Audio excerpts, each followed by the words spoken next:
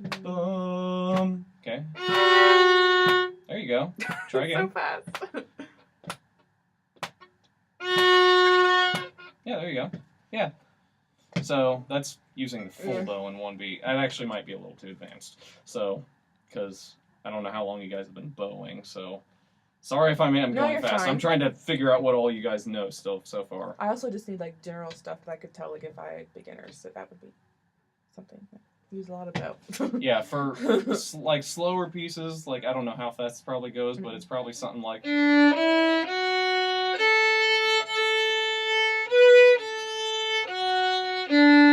Something like that. But yeah, for those quarter notes, you just use the full bow to get a nice, full, rich sound. But, okay. You said you've done scales, right? Like D major scales? Yeah, just D major. Have you done those with the bow? Like. Yeah, I think so. Okay, yeah, let's try that. Let's just try a bowing exercise with the scale. Just long, full bow. So we'll go 1, 2, 3. Okay. So here we go. 1, 2, 1, 2. Why is it? Faster bow, faster bow. Okay.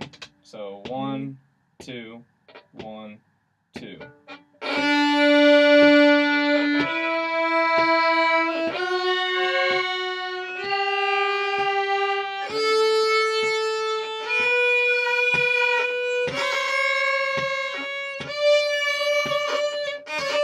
Okay, so what I've noticed really is out of tune. when you get to about here, you stop, and as a result, that makes you go faster. So you're actually beating the tempo. Okay. So try to go. Don't stop. Okay. Keep going. So let's try it again. Yeah, we'll go from the bottom again. So 1, 2, 1, 2.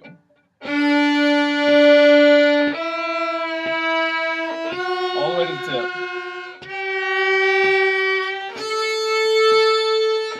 There you go. Yeah, that was right. Minus the slight intonation problems. Yeah, that was good. Yeah.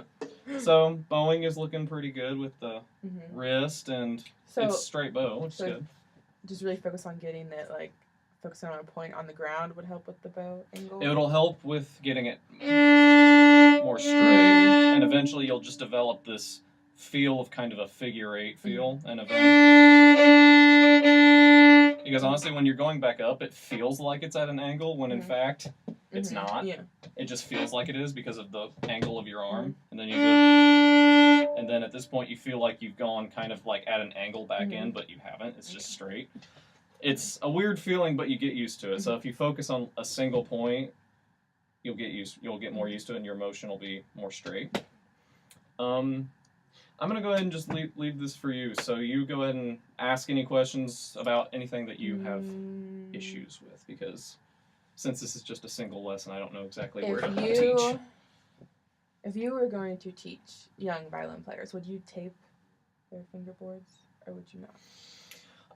I have heard many different reviews of this. When it comes to taping the fingerboards, it does help with them knowing where to place the finger visually, and then over time they'll get used to just the feeling without having to look, because when they start, it's okay to tell them to look at the fingerboard, but at a certain point you want to start telling them, don't focus on this, focus on the music, and your fingers will get used to it. So I would agree with it in that aspect, but the other aspect is, and this is just a simple, technical issue, a lot of times the tape is actually not in tune, it's actually wrong. So when it comes to beginner stuff, I would agree with the tape if they feel that they absolutely need it. So yeah. I know Mrs. Fulcher said that she didn't because of like the ear training aspect. She wanted like her students to like. I don't want to contradict what you say. No, it's fine. Like, I want as many opinions as possible because. I completely agree with the whole sound before sight thing. That was one of the things that I internally accepted from Mused 100 because that was like such a big concept that over the summer that's all they talk about. Over the summer the new director at the middle school, she teaches sound before sight, and the orchestras were so much better by the end of the summer than they were just by looking in the book. I completely agree with that aspect. Mm-hmm. It's I guess it's just the simple thing that some of them might just not learn it as Yeah. well as others. So having that visual just kind of as a backup to see where to put the fingers is a useful tool. So I would only do it if they absolutely were struggling and really needed it. Let me try to think. Yeah, ask any questions.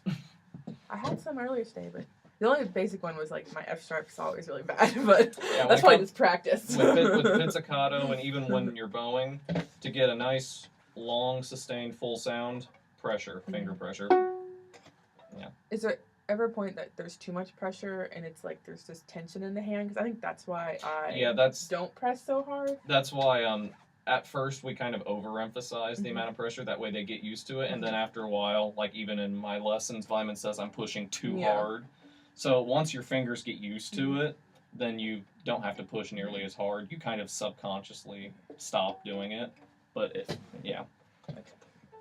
I know I went to orchestra concert and I saw that you guys were, or at least somebody was pizzicatoing with their bow in their hand. Oh, that's more of a advanced thing. But that's like, for example, did you go to the BSSO concert? Yeah, when we're doing like the Mazurski, where we're going like.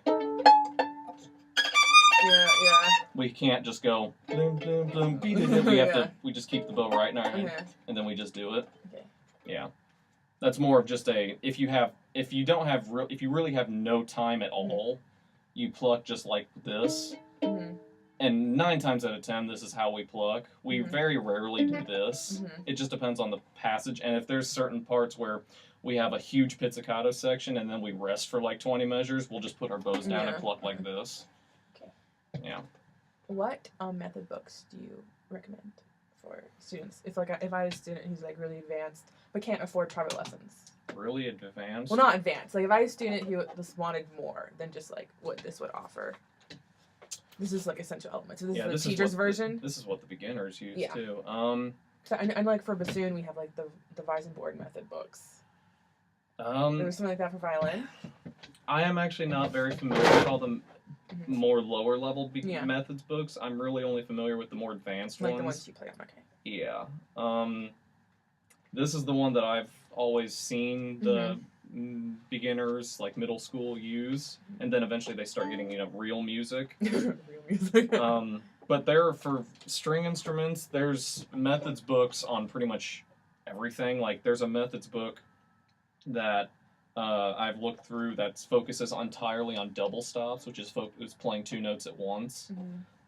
There's methods books that are nothing but scales and fingerings. String methods books are there's a methods book for pretty much every technique you can think of. Most of them. You're probably not going to find a methods books on a technique called Coligno, which is hitting the string with the bow. Isn't that what you do in Mars? Yeah. That's so weird. Strings are strange. We have a lot of different techniques. We also have harmonics, which we do that in the Mazurski. It's very lightly putting the 4th finger down on the string. It's hard to do, but. So, how do you warm up every day? Like, what warm-ups would you recommend? Or like over the summer, what did you use with the beginners to help them warm up? Well, for the beginners, I actually didn't do so much because that was all the director. Yes. But for them, they practiced simple bowing stuff like, when they were learning to bow. Do like the open? Yeah, they practiced doing like to get the feeling of the different strings. And also with that, this is a common problem with all of us here too, like a lot of us players. The elbow. Yeah. This is totally wrong. This is wrong. The elbow is not up here. So, like, the elbow is very relaxed. Like when you're on the E string, your elbow's basically right here.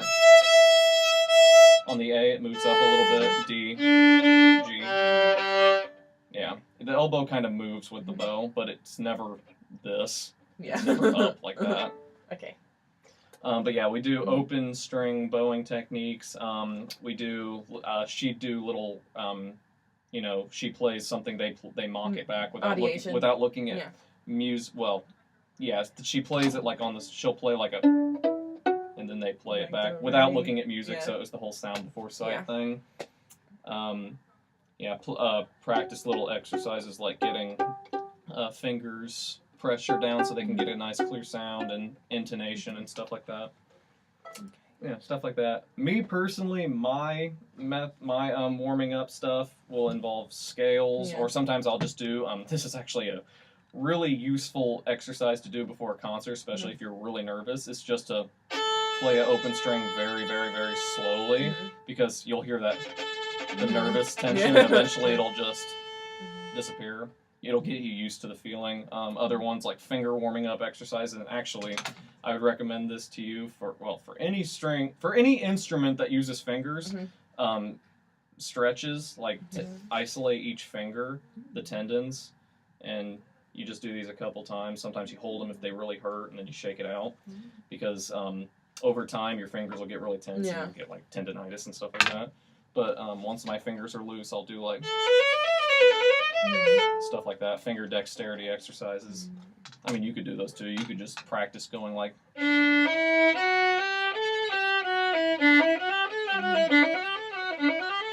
stuff like that, doing different bowings too. What are the what is the notation for different bowings? Because like we haven't ever talked about that.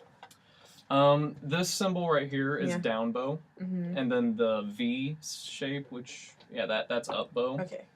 And see any in here at all except right there. When you see a slur, that means just all in one bow. So that measure right there would be. Oh, sorry. You do it. So. So Yeah. if it's not marked with a slur, you should do it like. If there's should go no in opposite if there's no direction? slur, it's just like from this line right Mhm. there. It's just. Mm. Yeah. Oh, that's fancy. And sometimes you'll see phrase markings, which occasionally will like right now we're playing Beethoven's Fifth, Yeah. and we have passages where we have 16th notes and 3/4 where we're like going like all in one Mhm. bow, which is hard, but it just the slurs sometimes mean just phrase marks, and then you'll divide Yeah. each part. Mhm. But generally, just small slurs like that, just Mhm. one bow. Let's see how. Don't want to keep you. Oh, I think we're good. Well, Thank you very much. yes, I hope I didn't contradict.